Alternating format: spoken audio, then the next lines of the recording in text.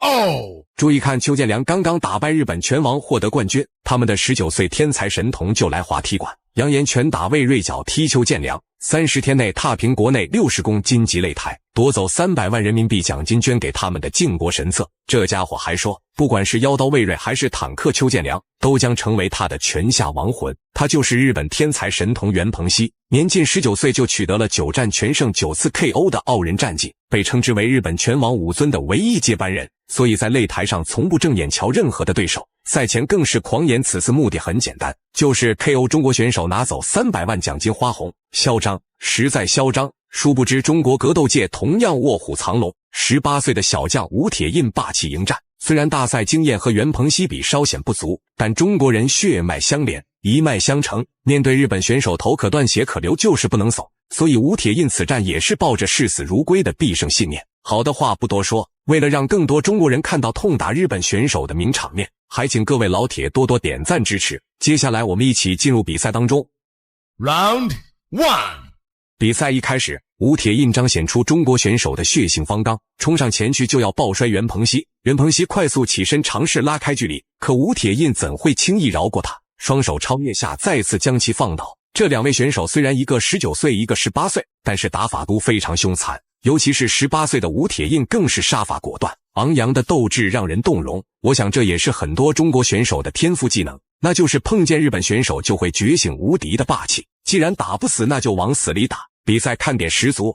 想法位是中国格斗非常重要的一个摔跤的想法，应该想是吧？在有势位置。好，双方因为在绳边没有办法继续实施地面的动作，所以要回到场地中央。所以要回到原来的动作上。对，而且要从2个人都互相认同的位置开始，直接肘击。对，上次吴铁印应该这么用肘击降服对方。对。其实在中国格斗里面，攻击与防守，日本选手的防御可圈可点，毕竟比赛经验更足，所以虽然吴铁印身处上位，但却没能获得更深的骑乘把位，反倒逐渐被对手控制住了手臂。目前第一回合双方体力较为充沛，尤其是我们能看到吴铁印精壮的肌肉，这让他的核心力量恐怖至极，所以打消耗战是他最不怕的事情。但与此同时，吴铁印却千万不能粗心大意，毕竟袁鹏熙师从日本拳王武尊，可以说地面技巧名列亚洲前茅。不过我认为吴铁印展现出了远超年龄的成熟打法，无需担心他的状态和处境。对方是做了一个半蝴蝶的防守，想要破坏上位选手吴铁印的重心。这个日本防守也不错。对的，控制住对手的尾巴，手臂上面没有流失了。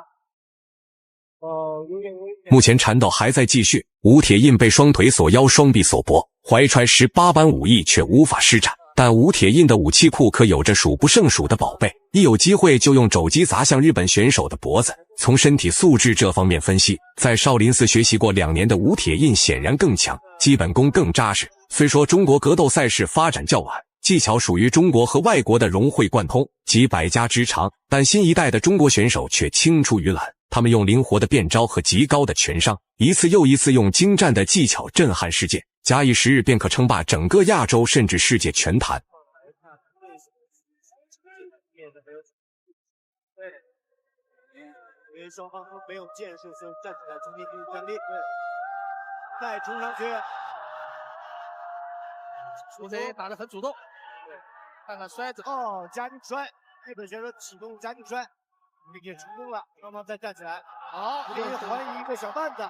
对，好。肘击，连续的肘击，吴铁印的打法在我看来和早期的张伟丽打法十分相似，那就是以攻代守，以进为退。想必假以时日，经过大赛的磨砺，吴铁印定能站在更高的世界擂台当中。近期妖刀魏瑞将和日本拳王邱元浩贵对战，从最初中国格斗的艰难起步，到现在平分秋色，甚至超过日本拳坛，这和魏瑞、邱建良、死神方便和吴铁印这些勇士分不开关系，甚至刘策还取得了日本 K1 的总冠军。五星红旗一次又一次飘扬在中日擂台之上，正所谓长江后浪推前浪，我相信以吴铁印为代表的中国新生代选手一定能展现出更多的中国力量。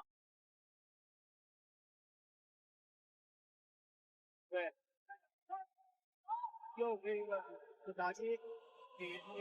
也等过后，对，表示在那个，但是呢，他空间的情况，大家可以看下。吴铁印现在没有更好的机会，耐起性子在地上磨血进攻。相较之下，日本选手下位防守会更耗费体力，因为要承受吴铁印身体重量的压制，所以需要更多的耐心去破解对手的招数。其实作为中日格斗新生代的力量，虽然这个日本选手只是个10几岁的小孩子，但显然在大染缸当中成长，心高气傲。赛前既然说了那么多侮辱我们选手的话，那么就要做好头破血流的准备。显然吴铁印心中铭记了这一点，所以打法罕见的凶残，毫无保留。好，这个有点偏了，3次肘击，还要注意哥们，头部在撞击对方，日本用头顶攻。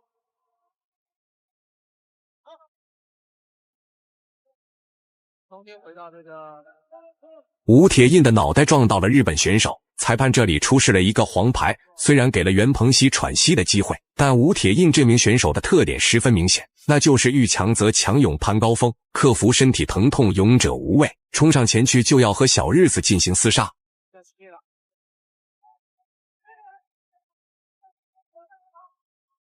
刚才用到吴铁印打的很成功。比赛很精彩。这个综合格斗在第1局就打得非常精彩，快进行里面。我们一定要感谢一下2位年轻的选手，给我们带来了这么精彩的综合格斗。回合结束，趁着双方进行短暂休息，让我们欣赏下精彩回放。加热爱看综合格斗比赛，因为它技法太丰富了，变数太多了。对，我相信是泰国的综合格斗，很多观众会来。没错。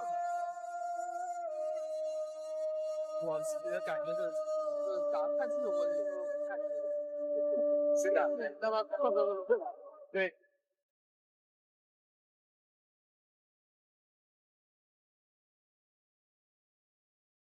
第2回合开始，吴铁印一如既往的前冲搂抱，铁了心要把日本选手绞杀在地面当中，还真是熟悉的场景不变的结果。要说唯一的区别，那就是短暂休息让吴铁印充满了电量，更加凶猛的攻势让袁鹏熙无力招架，就看上位的肘击能否造成断气绞杀。对，这个位置对手下位的对手非常难受，因为起不来，动不了，起不来，完全处于被动位置，只能搂头。上位选手完全可以使自己的体重压住对手，而且还可以使用窒息或者反和解的技术来降服对手。这场比赛在我看来，就像是老鹰捉小鸡的游戏。袁鹏熙没有发挥站立格斗的机会，而地面搏斗当中，又从始至终被吴铁印按在地上摩擦，简直是叫天天不应，叫地地不灵。吴铁印碾压之姿戏耍日本选手，而经过一段时间的厮杀，吴铁印终于酝酿好了自己的杀招，竟凭借着蛮牛之力将对手扔出擂台。对，抓住之一。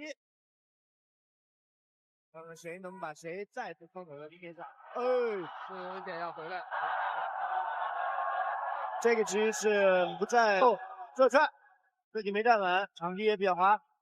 日本选手呢也是一个主击腿。比赛进入到了末期，从吴铁印把对手扔出擂台的状态来看，他显然体力相当充沛，上有余力。而他赛前表示自己的目标不是打满回合，而是要提前 KO 日本选手，所以吴铁印丝毫不用留情，一旦抓到机会就用肘击疯狂砸击。看过张伟丽比赛的老铁，相信都明白肘刃的杀伤力有多大，但这并不是目的，真正的目的是要让日本选手付出血的代价。急的60位置日本选手马上起桥，来往上去，对，再次把它放到这个逃脱的动作充分显示了日本选手的训练水准。